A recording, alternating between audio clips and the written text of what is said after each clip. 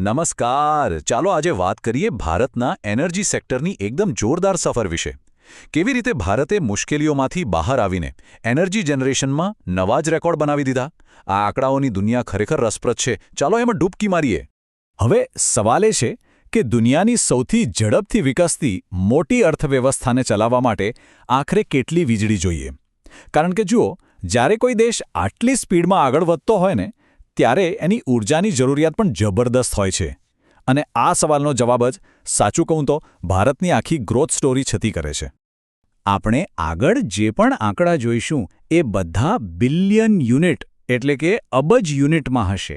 પણ આ એક અબજ યુનિટ એટલે કેટલું? ચાલો એકદમ સરળ રીતે સમજીએ. બસ એટલું સમજી લો કે આટલી વીજળીથી મુંબઈ કે દિલ્હી જેવું આખું શહેર મહિનાઓ સુધી ચાલી શકે. હા, આપણે આટલા મોટા સ્કેલ પર વાત કરી રહ્યા છીએ. તો આ આખી વાતની શરૂઆત થાય છે એક મોટા પડકારથી. યાદ છે ને પેન્ડેમિકનો સમય? આખી દુનિયા જાણે થંભી ગઈ હતી અને એની સીધી અસર ભારતના એનર્જી સેક્ટર પર પણ પડી.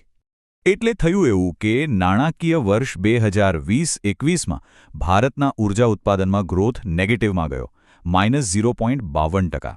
આવું ભાગ્યે જ બને છે, પણ લોકડાઉન અને બધી જ ઇકોનોમિક એક્ટિવિટી બંધ હતી એનું આ પરિણામ હતું. પણ આ ઘટાડો લાંબો સમય ચાલ્યો નહીં. અને બસ અહીંથી જ આખી કહાણી એક જબરદસ્ત વળાંક લે છે. કારણ કે આ મુશ્કેલી પછી ભારતના એનર્જી સેક્ટરે જે કમબેક કર્યું ને એ ખરેખર જોવા જેવું હતું. એકદમ શાનદાર. પેન્ડેમિકના એ વર્ષ પછી તરત જ એટલે કે 2021-22માં ઊર્જા ઉત્પાદનમાં સીધો લગભગ 8%નો ઉછાળો, +7.96%. આ સ્પષ્ટ બતાવતું હતું કે દેશનું અર્થતંત્ર કેટલી ઝડપથી પાછું ટ્રેક પર આવી રહ્યું હતું. અને વાત અહીં જ ન અટકી. એના પછીના જ વર્ષે 2022-23માં આ ગ્રોથ રેટ હજી વધ્યો અને લગભગ 9%એ પહોંચી ગયો. આ સતત વધારો એ વાતનો પુરાવો હતો કે દેશમાં ઇન્ડસ્ટ્રીઝ અને લોકોની વીજળીની માંગ સતત વધી રહી હતી. અને આ ટ્રેન્ડ ચાલુ જ રહ્યો. 2023-24માં પણ 7%થી વધુનો મજબૂત ગ્રોથ જોવા મળ્યો. મતલબ કે સતત 3 વર્ષ સુધી જોરદાર વૃદ્ધિ. આ કમબેકની સ્ટોરી પર જાણે મહોર લાગી ગઈ. જરા આ ચાર્ટ જુઓ. આખી વાત એકદમ ક્લિયર થઈ જશે. જુઓ, 2021માં આપણે હતા 1381.9 બિલિયન યુનિટ પર.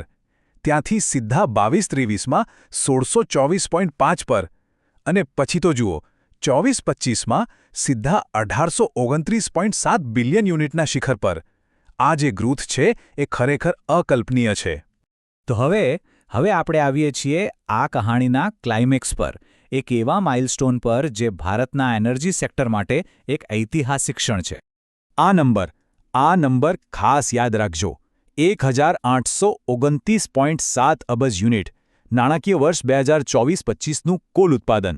આ ખાલી એક આંકડો નથી, આ ભારતની વધતી તાકાતનો સિમ્બોલ છે. એકદમ સાફ શબ્દોમાં કહીએ તો આ ભારતના ઇતિહાસનું અત્યાર સુધીનું સૌથી વધુ વાર્ષિક વીજળી ઉત્પાદન છે.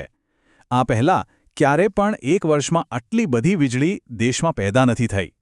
તો સવાલ એ થાય કે આટલો જબરદસ્ત ગ્રોથ, એની પાછળનું મુખ્ય કારણ શું?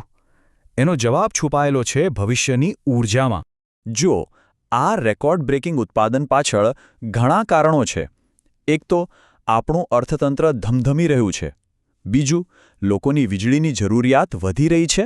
પણ સૌથી રસપ્રદ વાત એ છે કે આ ગ્રોથમાં રિન્યુએબલ એનર્જી એટલે કે સોલર અને વિન્ડ પાવરનો હિસ્સો સતત વધી રહ્યો છે. અને આ જ ભવિષ્ય માટેનો સૌથી મોટો અને પોઝિટિવ સંકેત છે. એટલે આને ખાલી વીજળીના આંકડા તરીકે ન જુઓ. આ તો ભારતની મહત્વાકાંક્ષાનું બળતણ છે. દેશના જે સપના છે, જે લક્ષ્યો છે, એને પૂરા કરવા માટે જે તાકાત જોઈએ એ આ વીજળી પૂરી પાડે છે. અને અંતે આ બધી વાત આપણને એક બહુ જ મહત્વના સવાલ પર લાવીને મૂકી દે છે. જેમ જેમ ભારત આગળ વધશે એની ઊર્જાની જરૂરિયાતો વધતી જ જવાની છે. તો શું આપણી ગ્રીન એનર્જીની સ્પીડ આ વધતી જતી માંગ સાથે તાલ મિલાવી શકશે? આવનારા સમય માટે આ સૌથી મોટો પડકાર પણ છે અને સૌથી મોટી તક પણ.